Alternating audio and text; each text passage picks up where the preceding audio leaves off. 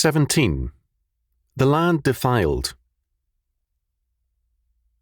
Baal worship is spoken of by the Old Testament prophets as a very great evil in all its forms. The word Baal is common to many Semitic languages of the era and means master or lord, possessor or husband. Molech, a form of Baalism, was the worship of the king or state as god on earth. Baal worship was commonly nature and fertility cult worship.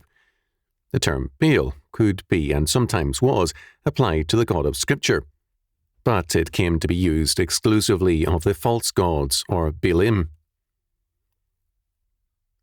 One of the great appeals of Baalism was the fact that it placed divinity in the natural order and within the potential control of men. A religion which gives man a god or power amenable to man's influence, power or control, has always been popular. This is true even within the realm of Christendom. The unpopularity of Calvinism is due to the fact that it places God totally beyond man's control, and it sees man as totally under God. This, too, is the offence of predestination. There is a further fact here of central importance. To control the God of any system is to control the men within it.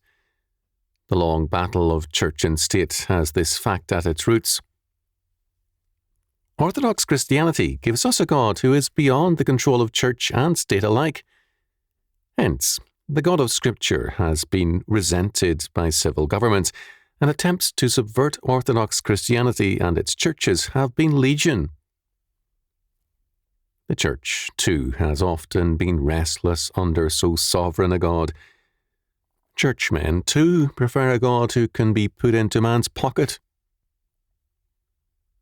Baal worship, thus, is more than a bit of ancient history.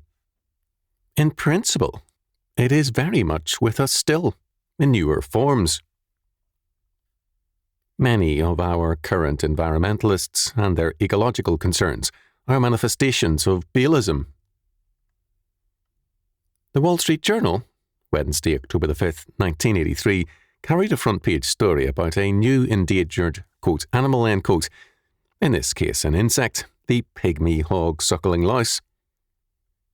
In fact, the International Union for the Conservation of Nature and Natural Resources lists 247 species of ants, mayflies, bees, crabs, worms, beetles, shellfish, coral, spiders, butterflies, and other spineless creatures as endangered. Asturba comments, "Even the pygmy hog-suckling louse is potentially valuable," says the IUCN. Its bacteria produces B vitamins that some scientists think might be useful in genetic engineering.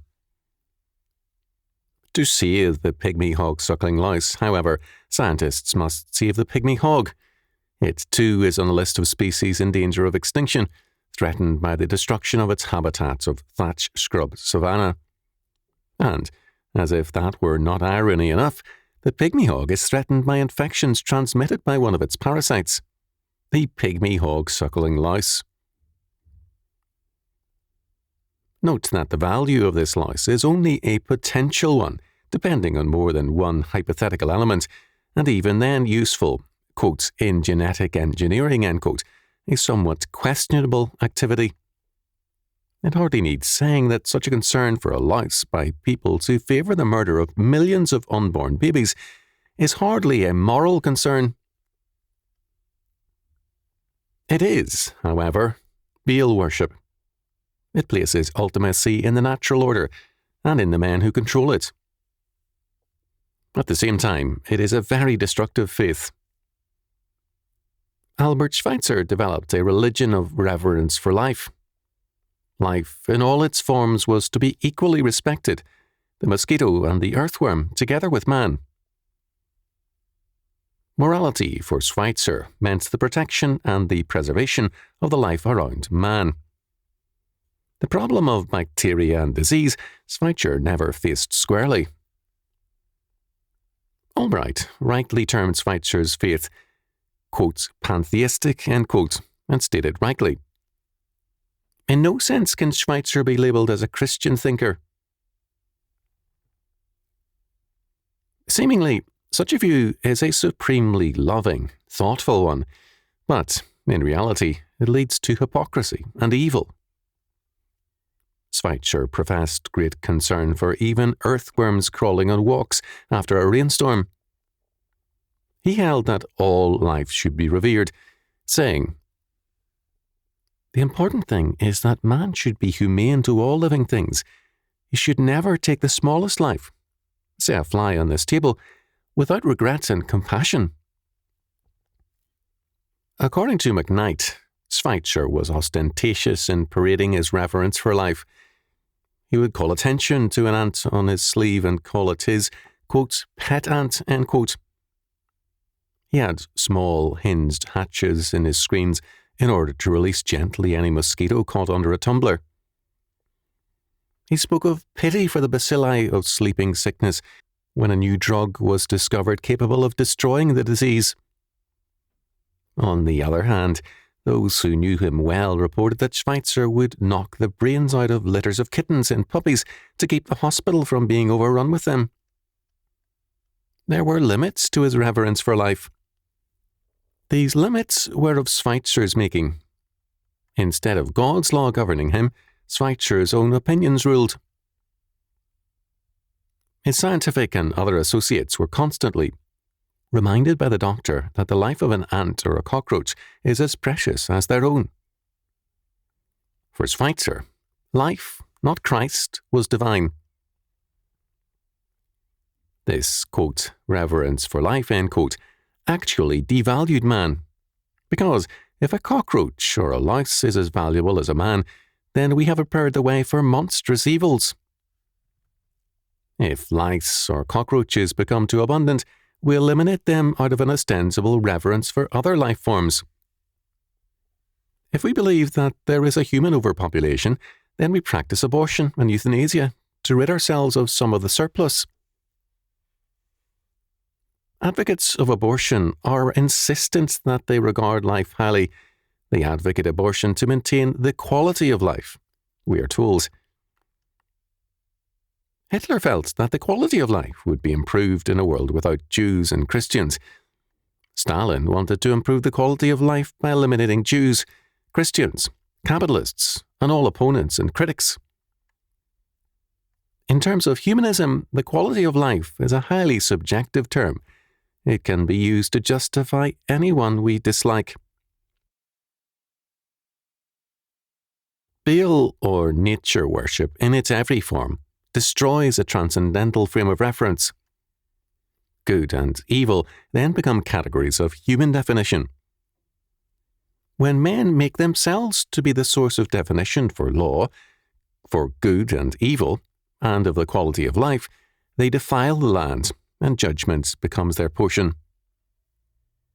In Jeremiah chapter 16, verses 16 to 21, God declares his judgment on all such. "Behold, I will send for many fishers, saith the Lord, and they shall fish them. And after will I send for many hunters, and they shall hunt them from every mountain, and from every hill, and out of the holes of the rocks. For mine eyes are upon all their ways. They are not hid from my face, neither is their iniquity hid from mine eyes. And first I will recompense their iniquity and their sin double, because they have defiled my land. They have filled mine inheritance with the carcasses of their detestable and abominable things. O Lord, my strength and my fortress, and my refuge in the day of affliction.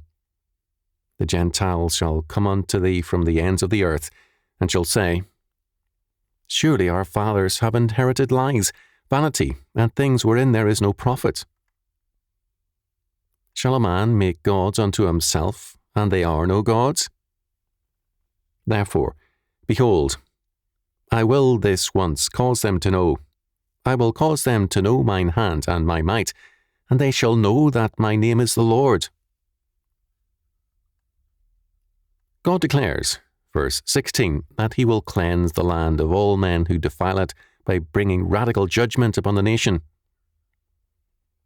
Nothing can remain hidden from his eyes or immune to his judgments. The heart of the defilement is that they have filled mine inheritance with the carcasses of their detestable and abominable things. God calls all false religion, Baalism with its nature worship and state worship, a detestable and abominable carcass. False religion is thus compared to a dead and rotting body. A house with a rotting corpse, or a land filled with decaying bodies lying on the ground, gives us a vivid image of defilement. Such a situation calls for a radical solution, a cleansing of the house and land, and the elimination of the people responsible for it. Where men give the priority to pygmy hog-suckling lice and to cockroaches, the land is defiled.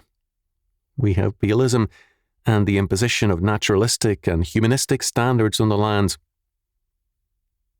The Lord then does two things. First, he judges the guilty people and cleanses the land. Second, he prepares the way for the inheritance of the earth by the blessed meek. Matthew chapter 5, verse 5. In Jeremiah chapter 16, verses 19 to 21, we have a vision of the land possessed by a new people, who disown the false faith of their fathers and declare themselves to be the Lord's. In the words of Theodore Leitch's translation of Jeremiah chapter 16, verse 20, "Shall a man make gods for himself? Such gods are not gods."